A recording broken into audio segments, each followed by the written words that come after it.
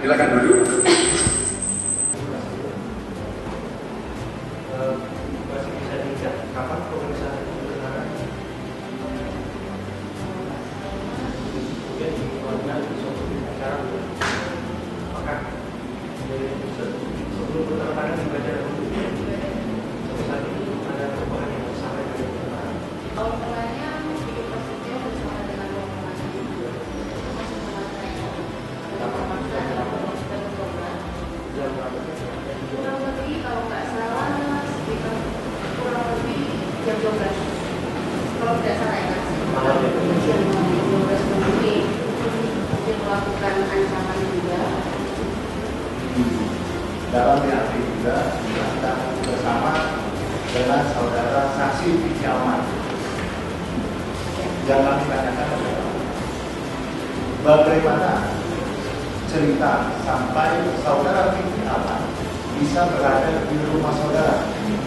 Yang kedua, tolong menceritakan kepada kami secara jelas kejadian kronologi Vicky Alman sampai di rumah saudara dan kemudian apa yang saudara bicarakan, posisi sebagai apa dan jam berapa Vicky Alman datang ke rumah saudara.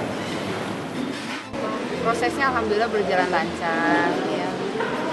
Seperti biasa kan, jadi saksi menjelaskan apa yang ada di isi BAP semuanya. Tidak ada manuver apa-apa. Di sini hanya menjelaskan tentang fakta yang terjadi sebenarnya, bahwa tadi sudah tergambar sedikit dari keterangan saksi korban atau saksi pelapor merasa dirugikan secara hukum, bahwa peristiwa hukum itu yang terjadi sudah tergambar lah, bahwa kejadian itu saat penggerebekan itu saudara saksi adalah Angel berada di ruang tengah, terus didorong masuk ke kamar gitu. Jadi itu, jadi sudah tergambar sedikit, tapi lebih komplitnya nanti pada sidang kedua ya, karena tadi belum begitu banyak keterangan atau kronologis yang disampaikan.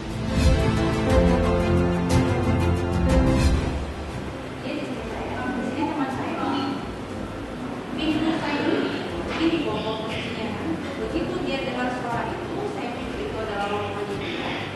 Langsung dia bersegi saya, dia lari ke pintu, terus dia langsung dibuat pakai kakinya dan teman-temannya masuk ke dalam. Saudara mau cek itu? Tidak begitu.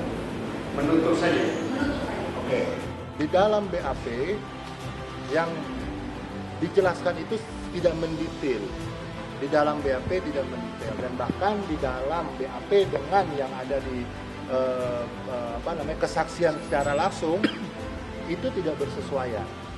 Makanya kami gali lebih dalam sesungguhnya yang di BAP atau yang memang diceritakan yang sebenarnya. Terkadang yang bersangkutan bicara BAP, terkadang berbicara yang ini yang sesungguhnya. Nah ini yang menjadi kami katakan kami menjadi bingung sebenarnya. Di dalam dakwaan jaksa jelas berada di dalam kamar. Tidak ada dorong-mendorong, tidak ada ribut-ribut, tidak ada yang namanya berdebat, tidak ada. Di BAP pun tidak ada, di dalam dakwaan jaksa pun tidak ada. Tapi hari ini entah bagaimana ceritanya diadakanlah dalam keterangannya si klien kami tidak melihat ini sebagai rekayasa, tidak. Tapi melihat sesuatu yang tidak konsisten akan berimbas kepada ketidakbenaran dalam hal menuntut nantinya, dalam hal membuktikan nantinya. Maka konsisten itu penting, ketimbang inkonsisten yang akan membuat penting itu menjadi hilang. Artinya apa? Feedbacknya itu nanti kepada pelapor sendiri. Kalau dia tidak konsisten, wah bahaya sekali. Sebenarnya sih kalau ditanya ulang lagi kan ini kasusnya udah hampir 2 tahun ya. Kalau ditanya lagi tuh kadang-kadang tuh saya agak sedikit bosan.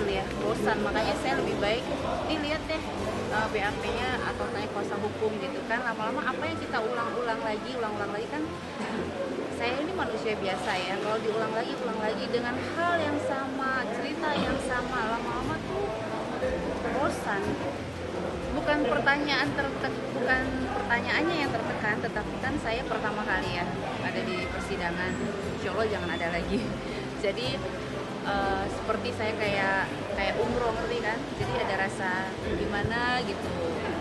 Jadi rasanya seperti itu aja sih. Kalau tertekannya sih insya Allah enggak ya.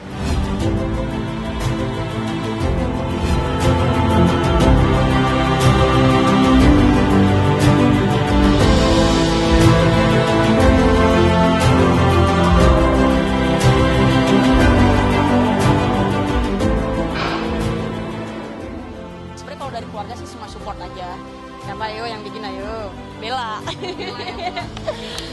Ya pokoknya hari ini Baby bangga banget sama lawyer Baby karena dia bener-bener, sorry maksudnya lawyer dari Kafiki, bener-bener keluarga tuh merasa sangat terlindungi gitu. Bener-bener dari pihak lawyer Ramdan Alam Syah Partner bener-bener bisa mengungkapkan perasaan Baby selama ini sama keluarga. Gitu. Bener-bener seneng banget ya.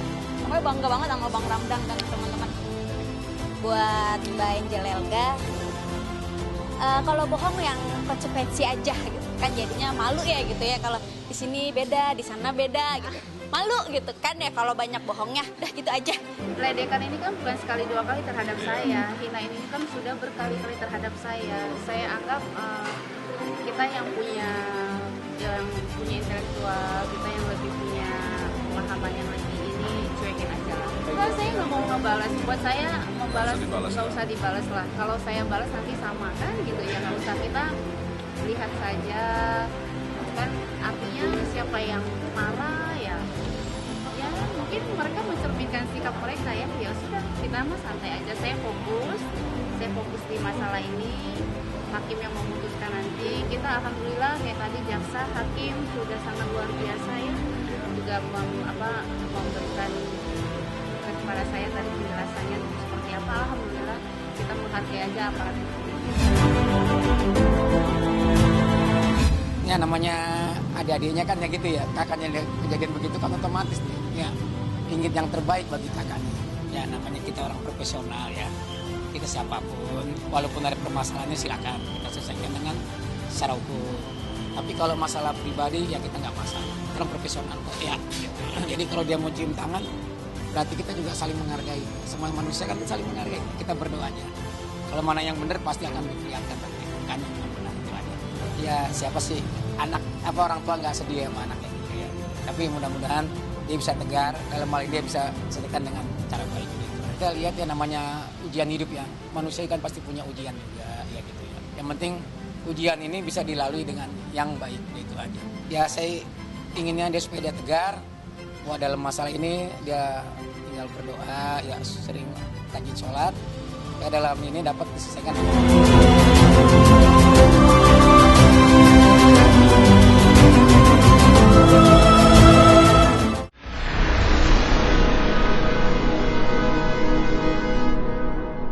Jadi jangan lupa untuk subscribe Cumi Cumi. Ditekan ya tombol lonceng merahnya.